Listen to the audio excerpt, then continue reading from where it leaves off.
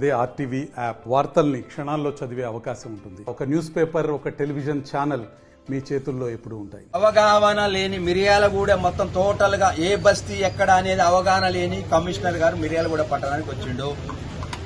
తర్వాత ఆదాయ వనరులని చూసుకుంటున్న కమిషనర్ గారు ఆదాయం ఎక్కడ అంటే ఒక టీపీఎస్ కింద ఒక మనిషి ఉంటాడు, ఒక ఇద్దరు జవాన్లు ఉంటారు. 2 టౌన్ కు 1 టౌన్ కు ఎక్కడ కట్టుబడులు ఉన్నాయి, ఎవడు ముందుకు వచ్చిండు అని బ్లావ్ వానితో పైసలు ఎలా తీసుకోవాలి, కాంట్రాక్టర్లతోని రియల్ ఎస్టేట్లతోని కమిషన్ ఎట్లా తీసుకోవాలి తప్ప మిర్యాలగూడ పట్టణం మామూలు సామాన్యుడు వచ్చి కమిషనర్ గారికి చెప్పే పరిస్థితి లేదు.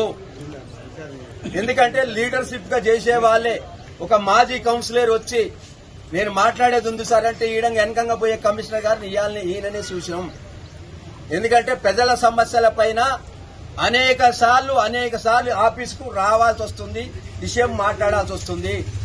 కమిషనర్ గారు ఏదో సమస్యల పైన ఉన్న నేను ఫోన్లు లేపుతలే, ఫోన్ ఎవరి కోసం లేపుతావు? ఇక్కడ ప్రజాపాలన ఇది. ప్రజాపాలనలో కలెక్టర్ గారు లేపుతాడు, కమిషనర్ లేపుతాడు, పోలీసు లేపుతారు, అందరూ లేపుతారు. అదేవిధంగా ప్రజా సమస్యల పైన ఫోన్ వస్తే లేపాల్సిన అవసరం నీకుంది. నువ్వెందుకంటే ఉద్యోగం చేస్తున్నావు, మున్సిపల్ సంబంధించిన జీతం తీసుకుంటున్నావు, ప్రజల సొమ్ము. కాబట్టి ఇప్పుడు కూడా మేము కూడా సరే ఏందండి కమిషనర్ గారు ఏం జరుగుతుందని మాట్లాడితే పోతే అవగాహన లేకుండా మేము టైం తీసుకున్నా మాట్లాడితేందుకు టైం తీసుకున్నా కూడా స్టాఫ్ తోని మీటింగ్ పెట్టినట్టుగా యాక్షన్ చేస్తూ వచ్చిన ప్రజా నాయకులని కుసపెట్టకుండా చెప్పండి ఏదో ప్రజలు వచ్చి యానిస్ ఎవరో వస్తే మాట్లాడతాగా చెప్పండి అంటే అట్లా చెప్పండి అనే పరిస్థితిలో ఉన్నాడు తప్ప నిజంగా వీళ్ళు ఎందుకు ధర్నా చేస్తున్నారు, ఎందుకు వచ్చిర్రు, ఎన్నడు రాని వాళ్ళు ఇప్పుడు ఎందుకు వచ్చిర్రు అనే ఆలోచన అవగాహన లేదు. ఇట్లాంటి కమిషనర్ ని సస్పెండ్ చేయాలి, ఆయన అవినీతి పైన ఇన్క్వైరీ చేయాల్సిందిగా కోరుకుంటూ ఈ అవకాశం ఇచ్చినందుకు ధన్యవాదాలు చెప్తూ మిర్యాలగూడ మున్సిపాలిటీ అవినీతిమయమైంది. దానికి కారణము మిర్యాలగూడ మున్సిపల్ కమిషనర్. తాను ఒక విచిత్రమైన టిపికల్ క్యారెక్టరు. ఎవ్వరు వెళ్ళినా మాట్లాడాడు, ఫోన్ కట్ చేసుకుంటాడు. ఒకవేళ ఫోన్ వస్తే ఏమనంటే మీటింగ్లో ఉన్నా, నేను హైదరాబాద్ పోతున్నా, నల్గొండ కలెక్టరేట్ పోతున్నా, నేను డంపింగ్ యార్డ్ దగ్గర పోతున్నా, నేను ఫిల్టర్ బెల్ట్ కాడికి పోతున్నా, ఇవి చెప్పి ఉదయం నుంచి సాయంత్రం తప్పించుకొని ఉద్యోగం చేయకుండా జీతం తీసుకుంటున్న కమిషనర్ని, ఇటువంటి కమిషనర్ నేను ఎక్కడ చూడలేదు.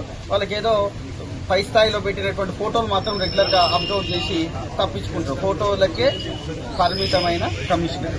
ఇతను ఉద్యోగరీత్యా పని చేయట్లేదు.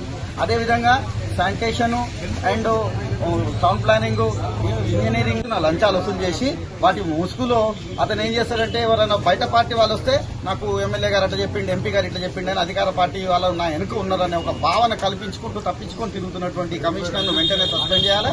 మేము కూడా మాకున్న సోర్స్ ద్వారా ఏసీబీకి పట్టియడానికి ప్రయత్నం చేస్తున్నాం. నిన్నగాక మొన్న ఒక వెంచర్ దగ్గర 5 లక్షల రూపాయలు క్యాష్ తెచ్చుకున్నాడు. ఖచ్చితంగా దాన్ని కూడా మేము పట్టుకొని అదే రానున్న రోజుల్లో ఇతన్ని ఖచ్చితంగా ఏసీబీకి ట్రాప్ చేసి ఇతన్ని మాత్రం సస్పెండ్ చేసి మిర్యాలగూడ నుంచి పంపిస్తాం.